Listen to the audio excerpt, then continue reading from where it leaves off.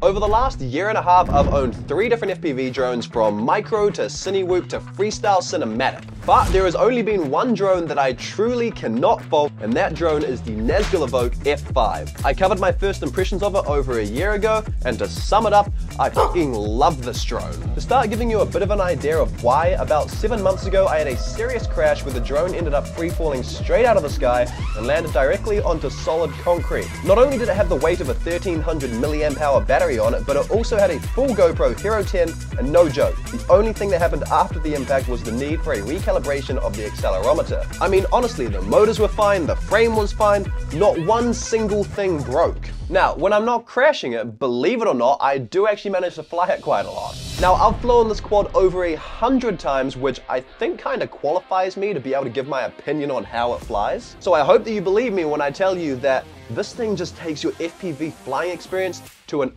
unreal level. Every time I fly it, I get a buttery smooth flight with more than enough power to be able to get me out of most situations. And the best part of all of that is that every time I know exactly how it's going to perform. Now, when it comes to limitations, this is where your personal usage is gonna make it vary a little bit. For me, I don't perform heavy freestyle and instead just focus on getting a cinematic styled FPV shot. That means that super fast maneuvers and sudden throttle changes are not high on the priority list. The requirements for my type of flying is that the drone needs to be fairly quick, responsive while carrying a GoPro, and of course, smooth without major prop wash. And thankfully, these 3 things are easily ticked off with this drone. So if your primary objective is similar to mine, good luck finding a fault with this drone. Now, something that has heavily assisted with the whole flight experience is actually DJI's camera system. The fact that you can see everything clear as day and crisp quality is a relieving feature, honestly. It allows me to be able to fly in any situation and not have to worry about branches popping out of nowhere or flowers or whatever it might be.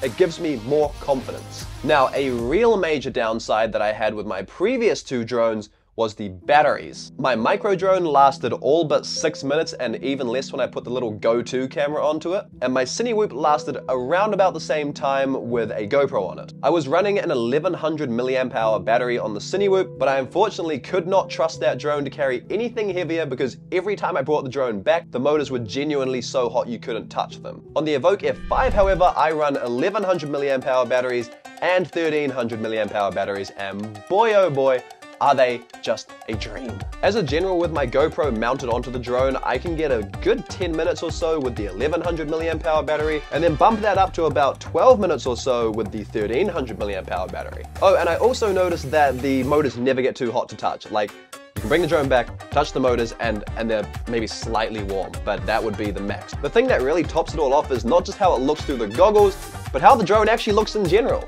This is a seriously sexy looking drone in the daytime, and it gets even better at night thanks to the LED strips. They're all completely configurable through Betaflight, which is a really fun feature to have because you can make it rainbow, you can make it, change with the battery status, you can make it a solid color, whatever. It's actually a lot of fun.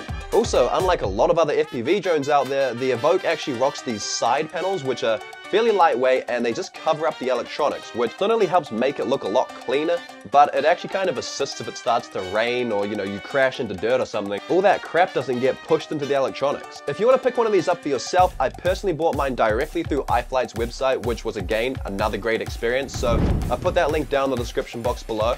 Otherwise, thanks for watching, subscribe!